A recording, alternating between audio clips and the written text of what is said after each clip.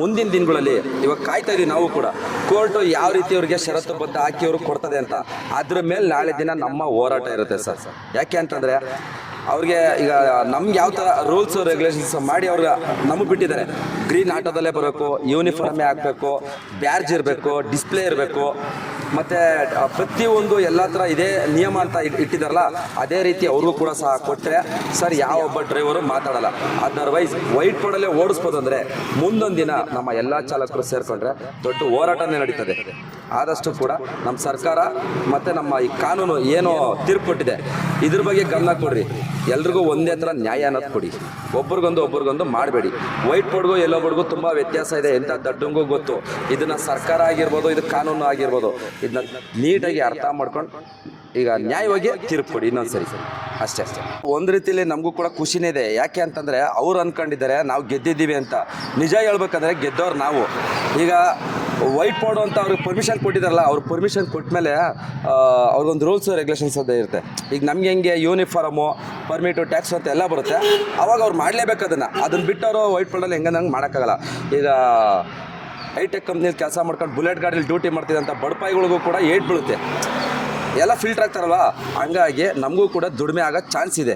ಅದರಿಂದ ನಮಗೇನು ಬೇಜಾರಂತೂ ಇಲ್ಲ. ರೂಲ್ಸು ಏನಿದೆ ಸಮವಾಗಿ ಎಲ್ರಿಗೂ ಒಂದು ರೂಲ್ಸ್ ಕೊಟ್ಟರೆ ನಮ್ಗೆ ಇನ್ನೂ ಒಳ್ಳೇದು. ಅದು ಯೂನಿಫಾರ್ಮ್ ಅವ್ರಿಗೂ ಇರಬೇಕು, ಟ್ಯಾಕ್ಸು, ಪರ್ಮಿಟು, ಒಂದೇ ಕಲರ್ ಬೈಕು, ಒಂದೇ ಥರ ಹೆಲ್ಮೆಟು. ಬೌನ್ಸ್ ಗಾಡಿ ಇತ್ತಲ್ಲ ಸರ್, ಆ ಥರ ಪ್ರತಿಯೊಂದು ಗಾಡಿನೂ ಕೂಡ ಬಿಟ್ಟರೆ ನಮ್ಗೆ ಇನ್ನೂ ಒಳ್ಳೆಯದೇ.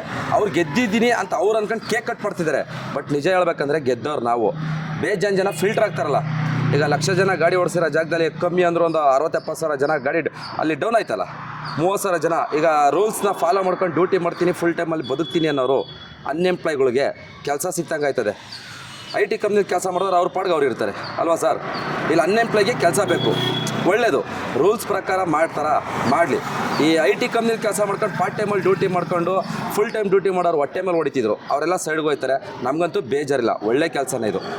ಒಂದು ವೇಳೆ ಅಕಸ್ಮಾತ್ ವೈಟ್ ಬೋರ್ಡಲ್ಲೇ ಪರ್ಮಿಷನ್ ಕೊಟ್ಟರೆ ಸರ್ ಅದು ಯಾವುದೇ ಕಾರಣಕ್ಕೂ ಆಗಲ್ಲ. ಯಾಕೆಂದರೆ ಈಗ ಎಂಥ ದಡ್ಡಂಗೂ ಗೊತ್ತಾಗುತ್ತೆ ವೈಟ್ ಬೋರ್ಡು ಅನ್ನೋದು ಮನೆ ಯೂಸ್ಗೆ, ಅದು ದುಡಿಯೋದಕ್ಕಲ್ಲ.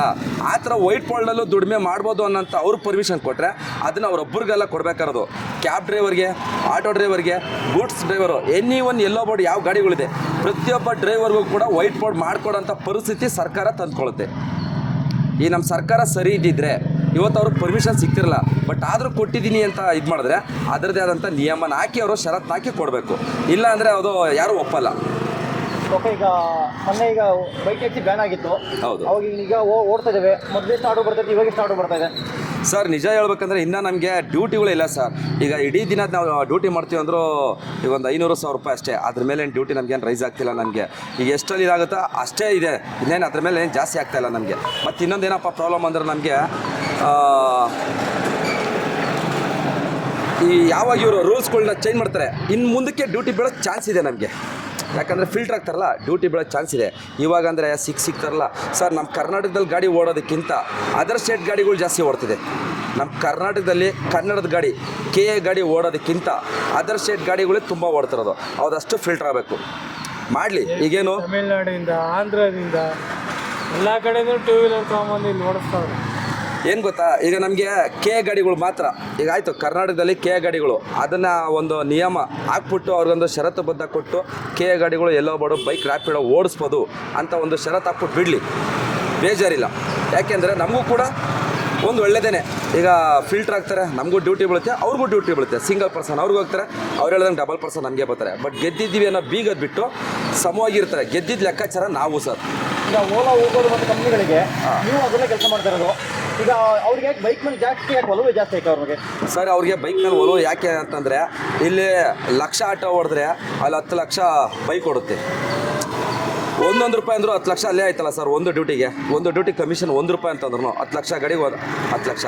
ಒಂದೊಂದು ಗಾಡಿ 10 ಬಾಡಿಗೆ ಹೊಡಿತು ಅಂದರೂ ಕೂಡ ಲೆಕ್ಕ ಹಾಕೊಳ್ಳಿ, ಅಲ್ಲೇ 1 ಕೋಟಿ ರೂಪಾಯಿ ಆಗೋಯ್ತು ಫರ್ ಡೇ ಒಂದೊಂದು ಗಾಡಿನಲ್ಲಿ.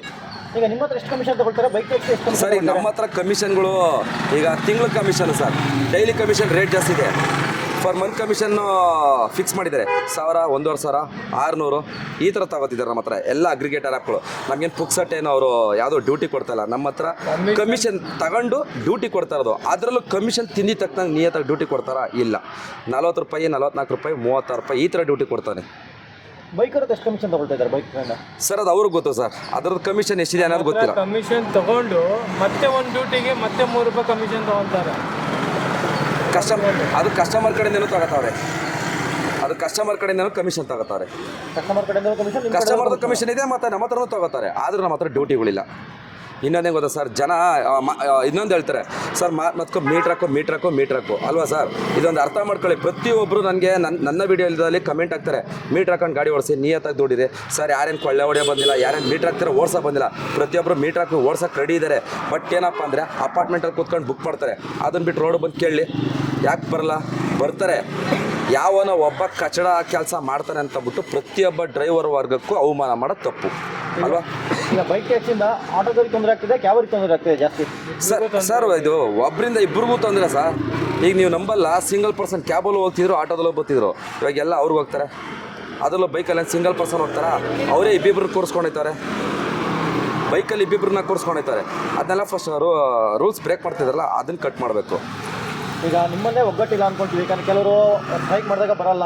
ಹಾಗಾಗಿ ಮುಂದಿನ ದಿನದಿಂದ ಯಾವ ಥರ ನಿಮ್ಮದು ನಡೆಗಳಿರುತ್ತೆ ಸರ್? ಒಗ್ಗಟ್ಟು ಅನ್ನೋದು ಇನ್ನೊಂದೇನು ಗೊತ್ತಾ ಸರ್, ಇಲ್ಲಿ ಸರ್ ಒಂದು ಕಾಲದಲ್ಲಿತ್ತು ಡ್ರೈವರ್ಗಳು ಒಗ್ಗಟ್ಟು ಅಂದರೆ ಇಡೀ. ಯಾಕಂದರೆ ಅವಾಗೆಲ್ಲ ನಮ್ಮ ಕರ್ನಾಟಕದ ಹುಡುಗರು ಬೆಂಗಳೂರಲ್ಲಿ ಇಲ್ಲೇ ಹುಟ್ಟಿ ಬೆಳೆದಂಥ ಡ್ರೈವರ್ಗಳು. ಇಲ್ಲಿ ಒಬ್ಬ ಡ್ರೈವರ್ ಒಂದು ಮಾತು ಹೇಳಿದ್ರೆ ಪ್ರತಿಯೊಬ್ಬರು ಕೇಳೋಂಥ ಪರಿಸ್ಥಿತಿ ಒಂದು ಕಾಲದಲ್ಲಿ ಇತ್ತು, 10-15 ಇಯರ್ಸ್ ಬ್ಯಾಕಲ್ಲಿ. ಅದೇ ಇವಾಗ ಏನಾಗಿದೆ ಅಂದರೆ ತುಂಬ ಜನ ಊರಿಂದ ಊರು ಬಿಟ್ಟು ಬಂದಿರ್ತಾರೆ. ನಾನೊಂದು 2 ವರ್ಷ ದುಡ್ಕೊಂಡು ನಾನು ವಾಪಸ್ ಊರಿಗೆ ಹೋಗ್ಬೇಕು, ನನಗೆ ಯಾಕೆ ಬೇಕಿದು? ಅವರೇನೋ ಇದು ಮಾಡ್ಕೊತಾರೆ, ನನಗೆ ಆಗಬೇಕು, ಎಲ್ಲರೂ ನಮಗೆ ಆಗಬೇಕು, ನಮಗೆ ಆಗಬೇಕು, ಈ ಥರ ಮಾಡ್ಕೊಂಡು ಕೆಲವರು ಮುಂದಕ್ಕೆ ಬರ್ತಾಯಿಲ್ಲ. ಇದನ್ನು ಬಿಟ್ಟು ನಾವೆಲ್ಲರೂ ಒಂದೇ ಅಂತ ಮುಂದೆ ನಿಂತ್ಕೊಂಡ್ರೆ ಸರ್, ಆಟೋದವ್ರ ಮುಂದೆ ಯಾರೂ ನಿಲ್ಲಕ್ಕಾಗಲ್ಲ. ಗೌರ್ಮೆಂಟು ಕೂಡ ಅವ್ರದ್ದೇನು ತೋರ್ಸೋಕ್ಕಲ್ಲ. ಒಬ್ಬ ಡ್ರೈವರ್ ಮನ್ಸು ಮಾಡಿದ್ರೆ ಏನು ಬೇಕಾದ್ರೂ ಮಾಡ್ಬೋದು ಸರ್. ಇನ್ನೊಂದು ಮೊನ್ನೆ ಒಬ್ಬರು ಬಾಡಿಗೆ ಸರಿಯಾಗಿ ಬರ್ತಾ ಇಲ್ಲ ಅಂತ ಬಿಟ್ಟು ಆಟೋಕ್ಕೆ ಬೆಂಕಿ ಹೆಚ್ಚಿ ಸುಟ್ಟಾಕ್ಬಿಟ್ರು. ಇನ್ನೊಬ್ರು ಮೊನ್ನೆ ಚಪ್ಪಲಿ ಹೊಡ್ಕೊಳ್ತಿದ್ರು. ಇದೆಲ್ಲ ಹೇಗೆ ಸರ್ ಇವೆಲ್ಲ? ಸರ್ ಇದು ಏನಕ್ಕೆ ಅಂದರೆ ಇದೆಲ್ಲ ಕಾರಣ ಸರ್. ಒಂದು ಕಡೆ ನಮ್ಮ ಸರ್ಕಾರ ನಿಜ ನಮಗೆ ನಾಚಿಕೆ ಆಗುತ್ತೆ. ನಮ್ಮ ಸರ್ಕಾರದವರು ನಮ್ಮ ಡ್ರೈವರ್ಗಳಿಗೆ ಒಂದು ಸಪೋರ್ಟ್ ಮಾಡ್ತಾಯಿಲ್ಲ, ಅವ್ರಿಗೆ ಡ್ರೈವರ್ಗಳು ಕಷ್ಟ ನೋಡ್ತಾ ಇಲ್ಲ ಸರ್. ಈ ಲಂಚದ ದುಡ್ಡಿಗೆ ಆಸೆ ಪಡೋ ಅಧಿಕಾರಿಗಳ್ನ ಫಸ್ಟು ಅರ್ಥ ಮಾಡ್ಕೋಬೇಕು, ಡ್ರೈವರ್ಗಳ ಕಷ್ಟ ಏನು ಅಂತ. ಸರ್ ತನ್ನ ಮನೆ ಉದ್ಧಾರ ಮಾಡ್ಕೊಂಡು ಬೇರೆಯವ್ರ ಮನೆ ಹಾಳು ಮಾಡೋದಲ್ಲ ಸರ್ ಜೀವನ. ಇವತ್ತು ಯಾವತ್ತಿದ್ರು ಸರ್, ಇವತ್ತು ಇರೋ ಮನುಷ್ಯ ನಾಳೆ ಇಲ್ಲ ಅಂತ ಲೆಕ್ಕಾಚಾರ ನೋಡಿದ್ರೆ ಅಂತ ನಮ್ಮ ಅಪ್ಪು ಸರ್ ಎಷ್ಟು ಬದುಕಿದ್ದಾರೆ, ಎಷ್ಟು ಅಭಿಮಾನ ಇದೆ. ಅವ್ರು ಹೋಗ್ಬೇಕಾದ್ರೆ 1 ರೂಪಾಯಿ ದುಡ್ಡು ತೊಗೊಳಾಗಲ್ಲ. ಇಷ್ಟು ಜನಗಳದ್ದು ಪ್ರೀತಿ ಅಭಿಮಾನ ತೊಗೊಳೋದ್ರು ಅಲ್ವಾ ಸರ್? ಇವ್ರುಗಳಿಗೆ ದುಡ್ಡು ಇಂಪಾರ್ಟೆಂಟು. ಸೂಟ್ ಕೇಸ್ ತೊಗೊಂಡಾಗ ಯಾರು ಕೊಡ್ತಾರೆ ಅವ್ರಿಗೆ ಇದು ಮಾಡ್ತಾರೆ. ಕಷ್ಟಪಟ್ಟು ದುಡಿಯೋರಿಗೆ ಅಯ್ಯೋ ಅನ್ನಿಸ್ತಾರೆ. ಇದು ನಮ್ಮ ಸರ್ಕಾರದ ಪರಿಸ್ಥಿತಿ. ಸರ್ಕಾರಕ್ಕೆ ಏನಾದರೂ ಮನವರಿಕೆ ಮಾಡೋಕ್ಕೆ ಪ್ರಯತ್ನ ಪಟ್ಟಿದ್ದಾರೆ ಮಾಡೋಕ್ಕೆ? ಸರ್ ಪ್ರತಿಯೊಂದು ಮಾಡಿದ್ದಾರೆ ಸರ್. ಪ್ರತಿಯೊಬ್ಬರು ಕೂಡ ಎಷ್ಟೋ ಸರ್ ನಮ್ಮ ಸಂಘಟನೆಯವರು ಕೂಡ ತುಂಬ ಜನ ಅವ್ರಿಗೆ ಹೋಗಿ ಅಲ್ಲಿ ಇಲ್ಲಿ ಪಾಪ ಕೇಳಿ ಎಲ್ಲ ಮಾಡಿದ್ದಾರೆ ಸರ್. ಇವರು ಶ್ರೀರಾಮುಲಿದ್ದಾಗಿಂದನೂ ಪ್ರತಿಯೊಬ್ಬರು ನಮ್ಮ ಸೋಮಶೇಖರ್ ಅಂತ ಬಿಟ್ಟು ನೀವು ನೋಡಿರಬೇಕು, ಅವರು ಕೂಡ ಓಡಾಡಿದ್ದಾರೆ. ಕೆಲವು ಆಟೋ ಸಂಘಟನೆಯವರು ತುಂಬ ಜನ ಎಲ್ಲರೂ ಹೋಗಿ ಪತ್ರ ಕೊಟ್ಟು ಬರ್ಕೊಟ್ಟು ಲೆಟ್ರ್ ಕೊಟ್ಟು ಎಲ್ಲ ಥರನೂ ಬಂದಿದ್ದಾರೆ. ಪ್ರತಿಯೊಂದು ಸಂಘದವರು ಕೂಡ ಎಲ್ಲರಿಗೂ ಕೂಡ ಹೋಗಿ ಒಂದು ಲೆಟ್ರನ್ನ ಕೊಟ್ಟು ಬಂದಿದ್ದಾರೆ. ಈ ಸಾರಿಗೆ ಸಚಿವರು ಅವ್ರಿಗೂ ಕೂಡ ಕೊಟ್ಟಿದ್ದಾರೆ. ಇಲ್ಲ ನಾವು ಆಟೋದವ್ರ ಪರ, ನಾವು ಡ್ರೈವರ್ಗಳ ಪರ ಅಂತಾರೆ ಸರ್. ಡ್ರೈವರ್ಗಳನ್ನ ಮುಳುಗಿಸ್ಬಿಟ್ಟು ಇನ್ಯಾವನೋ ಎಲ್ಲಿಂದನೋ ಬಂದಿರೋನು ಅವ್ರು ತೋರಿಸೋ ಪ್ರೀತಿಗೆ ಅವ್ರು ಹೋಲೋಗಿ ಅವ್ರು ಅಡ್ಜಸ್ಟ್ ಆಗ್ತಾರೆ. ಯಾಕೆ ಡ್ರೈವರ್ಗಳು ಜೀವನ ಮಾಡಲ್ವಾ? ಡ್ರೈವರ್ಗಳು ಬದುಕೋದು ಬೇಡವಾ? ಸರಿ, ಇವತ್ತೊಬ್ಬ ಡ್ರೈವರು ದಿನ ದುಡಿಮೆ ಎಷ್ಟಿದೆ, ಅವ್ನ ಸಂಪಾದನೆ ತಕ್ಕನಂಗೆ ಅವ್ನ ಜೀವನ ನಡೀತಿದ್ಯಾ ಅನ್ನೋದು ಒಬ್ಬ ಸಚಿವರು, ಯಾರು ನಮ್ಮ ಇಲಾಖೆ ನಮ್ಮ ಡ್ರೈವರ್ಗೆ ಸಂಬಂಧಪಟ್ಟಂಗೆ ಸಚಿವರಿದ್ದಾರೆ, ಅವರು ಅರ್ಥ ಮಾಡ್ಕೋಬೇಕು ಸರ್. ಬರೀ ಅವ್ರ ಮನೆ ಚೆನ್ನಾಗಿದೆ, ಅವರು ಅನುಕೂಲ ಆಗಿದ್ದರೆ ಸಾಲದು. ನನ್ನ ಆಡಳಿತದಲ್ಲಿ ನಮ್ಮ ಡ್ರೈವರ್ಗಳ ಪರಿಸ್ಥಿತಿ ಹೇಗಿದೆ, ಅವ್ರ ಜೀವನ ಹೆಂಗಿದೆ, ಸಂಪಾದನೆ ಇದೆಯಾ, ಅವ್ರ ಮಕ್ಳಿಗೆ ಎಜುಕೇಷನ್ ಆಗ್ತಿದೆಯಾ, ಅವ್ರ ಮನೆ ಜೀವನ ನಡೀತಿದೆಯಾ, ಅವ್ನು ಸಾಲದಲ್ಲಿದ್ದಾನ, ಅವರು ದುಡಿಮೆ ಆಗ್ತಿದೆಯಲ್ವ, ಪ್ರತಿಯೊಂದರ ಬಗ್ಗೆನೂ ಕೂಡ ಗಮನ ಹರಿಸ್ಬೇಕಾರೋದು ನಮ್ಮ ಇದಕ್ಕೆ ಡ್ರೈವಿಂಗ್ ಸಂಬಂಧಪಟ್ಟಂಗೆ ಯಾರು ಇದ್ದಾರೆ ಸಚಿವರು ಅವ್ರಿಗೆ ಹೋಗ್ಬೇಕು ಸರ್. ಅದು ಅವ್ರಿಗೆ ಇಲ್ಲ ಸರ್. ಈಗ ದುಡ್ಡು ಕೊಟ್ಟಿದ ತಕ್ಷಣ ಅವ್ರ ಕಡೆ ಸಪೋರ್ಟ್ ಮಾಡ್ಕೊಂಡು ಡ್ರೈವರ್ಗಳನ್ನ ಬಿಟ್ಬಿಟ್ರು ಸರ್. ಈಗ ಎಂಥ ದಡ್ಡಂಗೂ ಗೊತ್ತು ವೈಟ್ ಬೋರ್ಡು ಯೆಲ್ಲೋ ಬೋರ್ಡು ವ್ಯತ್ಯಾಸ ಏನು ಅಂತ. ಬೈಕಲ್ಲಿ ಏನು ಸೇಫ್ಟಿ ಇದೆ, ಆಟೋದಲ್ಲಿ ಏನು ಸೇಫ್ಟಿ ಇದೆ ಸರ್? ಎಷ್ಟು ಜನ ಸರ್ ಮಂಡಿ ಮುರ್ಕೊಂಡು ರೋಡಲ್ಲಿ ಬಿದ್ದಿದ್ದಾರೆ ಅಲ್ವಾ ಸರ್? ಅಂಥ ಮನುಷ್ಯ ಕೂಡ ಇವತ್ತು ನಾನು ನೋಡಿ ಈ ಥರ ರ್ಯಾಪಿಡೋ ಬೈಕ್ ಹತ್ಬಿಡಿ ಅಂತ ಅವರು ಕೂಡ ಅಷ್ಟು ವೀಡಿಯೋ ಮಾಡಿ ಅವರು ಕೂಡ ತುಂಬ ಅಷ್ಟು ನೊಂದು ಬೆಂದು ಯಾವ ರ್ಯಾಪಿಡೋ ಕಂಪ್ನಿನ ಅವ್ರಿಗೆ ಹೋಗಿ ಸಹಾಯ ಮಾಡಲಿಲ್ಲ, ಯಾರು ಹೋಗಿ ಕೈ ಹಿಡಿಲಿಲ್ಲ, ಅವ್ರಿಗೊಂದು ಪರಿಹಾರ ಕೊಡಲಿಲ್ಲ. ಎಷ್ಟು ಜನ ಲೇಡೀಸ್ನ ಬೆಳೆಸೋರು, ಎಷ್ಟು ಜನ ಕಿಡ್ನಾಪ್ ಕೇಸ್ಕೊಳ್ಳೋದಲ್ಲಾಗಿದೆ. ಒಂದ ಎರಡು ಇನ್ಸಿಡೆಂಟ್ ತೆಗಿತಾ ಹೋದರೆ ತುಂಬ ಇದೆ. ಇಲ್ಲಿ ಅವ್ರ ತಪ್ಪನ್ನ ತೋರ್ಸೋಕ್ರೆ ಇಲ್ಲಿ ನಮ್ದು ಇನ್ನೊಂದು ಹೆಂಗೆ ತೋರಿಸ್ತಾರೆ ಅಂದರೆ, ಯಾರೋ ಒಬ್ಬ ಡ್ರೈವರ್ ಮಾಡೋ ತಪ್ಪನ್ನ ನೋಡಿರಿ, ನೀವು ಆಟೋದವ್ರು ಸರಿ ಇಲ್ಲ, ನೀವು ಜಾಸ್ತಿ ಕೇಳ್ತಾರೆ, 50 500 ಕೇಳ್ತಾರೆ. ಸರ್ ಯಾರು ಸರ್ ಇಲ್ಲಿ ಯಾರು ದಡ್ರಲ್ಲ ಸರ್, ಯಾವನೂ ಕೊಡಲ್ಲ ಸರ್. 50ಕ್ಕೆ 500 ರೂಪಾಯಿ ಯಾವನೂ ಕೊಡಲ್ಲ ಅಲ್ವಾ ಸರ್? ಕೊಡ್ತಾರಾ ಸರ್ ಯಾರನ್ನ? ಈಗ ಒಂದು ಮ್ಯಾಪ್ ಹಾಕ್ಬಿಟ್ರೆ ಇಲ್ಲಿಂದ ಇಷ್ಟು ಡಿಸ್ಟೆನ್ಸು. ಸರ್ ನೀನು ಯಾಕೆ ಕೇಳೋಕೆ ಹೋಯ್ತೀಯ? ಈಗ ರ್ಯಾಪಿಡೋ ಬೈಕ್ನ ಬುಕ್ ಮಾಡ್ತಾರಲ್ವ, ಅವ್ರನ್ನ ಕೇಳ್ತೀರಾ? ಬುಕ್ ತಾನೇ ಮಾಡೋದು. ಅದೇ ರೀತಿಯೇ ನಾವಾದರೂ ಕೂಡ ಅಷ್ಟೇ ಹೇಳೋದು, ನೀವು ಬಂದು ಕೇಳಬೇಡಿ, ನೀವು ಬುಕ್ ಮಾಡಿ. ಆಟೋ ನಿಮ್ಮ ಹತ್ರ ಬಂದೇ ಬರ್ತದೆ. ಬುಕ್ ಮಾಡಿರೋ ಆಟೋ ಹೆಂಗೆ ಸರ್ ಕೇಳ್ತದೆ ಎಕ್ಸ್ಟ್ರಾ?